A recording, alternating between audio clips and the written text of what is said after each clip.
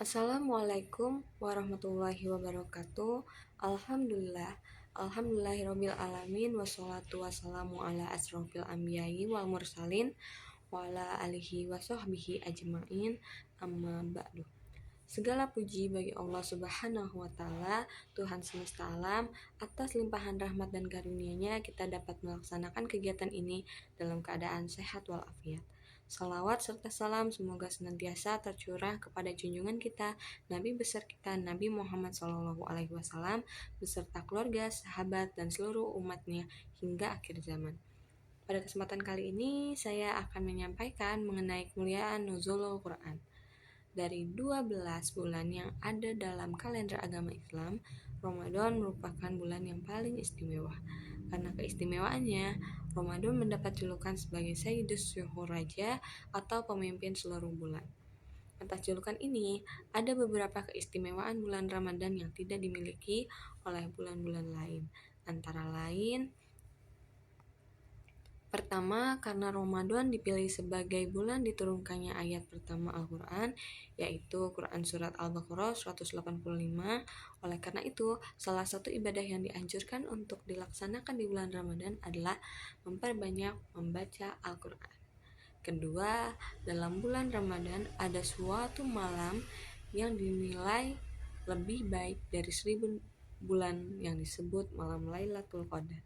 Nilai ibadah yang dilaksanakan di malam ini lebih baik daripada nilai ibadah 1000 bulan.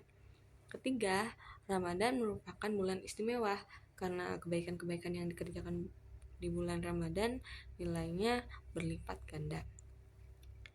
Pada kesempatan ini, penting bagi kita mengingat kembali peristiwa yang sangat bersejarah bagi umat Islam, yaitu malam pertama diturunkannya Al-Quran oleh Allah Subhanahu wa Ta'ala melalui malaikat Jibril kepada Nabi Muhammad SAW pada saat itu, tepat pada malam Jumat bertepatan dengan hari ke-17 Ramadan, dan akhirnya kita kenal dengan malam Nuzulul Quran. Bila kita mengkaji kembali tentang peristiwa ini, pelajaran yang dapat dipetik adalah agar ketakwaan kita semakin kuat dan keyakinan kita semakin mantap terhadap kitab suci Al-Quran yang isinya memberi petunjuk bagi umat manusia serta pembela di antara perkara yang hak dan batil. Sebagaimana firman Allah dalam surat Al-Baqarah ayat 185, beberapa hari yang ditentukan itu ialah bulan Ramadan, bulan yang di dalamnya diturunkan permulaan Al-Quran sebagai petunjuk bagi manusia dan penjelasan-penjelasan mengenai petunjuk itu dan pembeda antara yang hak dan yang batil.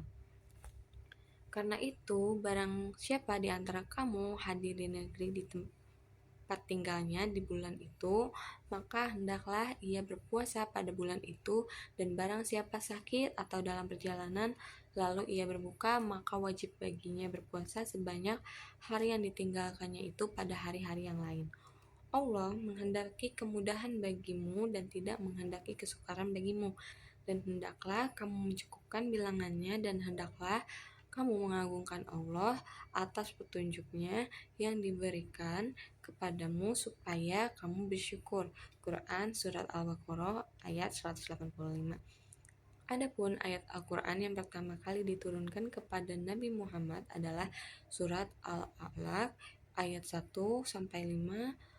Al-Quran diturunkan ke bumi tidak sekaligus tetapi berangsur-angsur, sedikit demi sedikit bertahap, sesuai dengan situasi dan kondisi yang dihadapi Rasulullah SAW. Sebagaimana firman Allah dalam surat Al-Isra ayat 106, dan Al-Quran itu telah kami turunkan dengan berangsur-angsur agar kamu membacakannya perlahan-lahan kepada manusia, dan kami menurunkannya bagian demi bagian. Quran Surat Al-Isra ayat 106. Dengan bertahap ini, maka Al-Quran lebih mudah diterima dan mudah dihafal.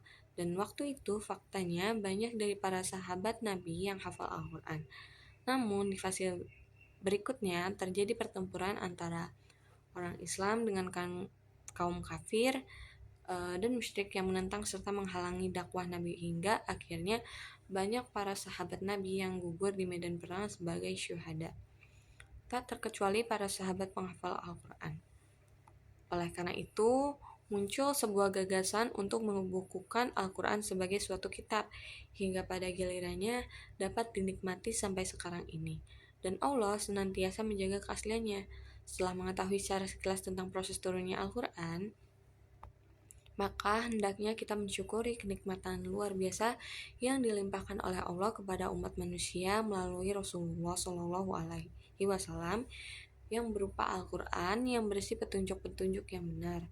Dari itulah kita sebagai umat Nabi Muhammad patut kiranya untuk syukur yang senantiasa tercurah kepada Allah Subhanahu wa taala karena hingga kini masih menikmati keimanan dan keislaman kita. Wujud terima kasih dan rasa syukur atas turunnya Al-Quran ini harus direalisasikan dalam kehidupan umat Islam sehari-hari, yaitu dengan perlakuan yang sebaik-baiknya dan sungguh-sungguh, baik dalam membaca, memahami makna, mengamalkan isinya, mengajarkan dan mendakwahkan isi kandungan Al-Quran dengan harapan kelak di hari kiamat mendapat syafaatnya. Sebagaimana hadis Nabi yang artinya, bacalah Al-Quran karena ia pada hari kiamat nanti akan datang untuk memberikan syafaat pertolongan kepada para pembacanya. Hadis riwayat Muslim. Begitu besarnya fadilah membaca Al-Quran bagi para pembacanya. Terlebih lagi pada bulan Ramadan, bulan yang dipilih oleh Allah menjadi bulan diturunkannya ayat pertama Al-Quran. Ibadah yang sangat dianjurkan adalah memperbanyak membaca Al-Quran di samping memperbanyak melakukan kebaikan yang lainnya. Dalam hadis yang lain, Rasulullah menjelaskan, seorang mukmin yang membaca Al-Quran dan mengamalkan isinya ibarat buah jeruk manis, rasanya enak dan baunya harum. Sedangkan orang mukmin yang tidak membaca Al-Quran tetapi mengamalkan isinya ibarat buah kurma, rasanya enak dan manis tetapi tidak ada baunya. Ada pun perumpamaan orang munafik yang membaca Al-Quran maka ibaratnya minyak wangi, baunya harum tetapi rasanya pahit. Sedangkan orang munafik yang tidak membaca Al-Quran ibarat buah kamarogan, rasanya pahit dan baunya busuk.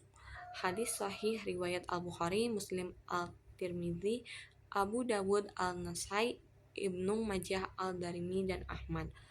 Allah sangat memuliakan orang yang membaca Al-Quran dan Allah mengakui sebagai ahlullah, keluarga Allah di dunia, dan Allah memberi kedudukan yang sangat mulia kepada para penghafal Al-Quran sebagaimana hadis riwayat Abu Hurairah RA. Barang siapa berharap bisa bertemu dengan Allah maka hendaknya menghormati keluarga Allah. Seseorang bertanya, ya Rasulullah, apakah Allah Azza wa Jalla mempunyai keluarga?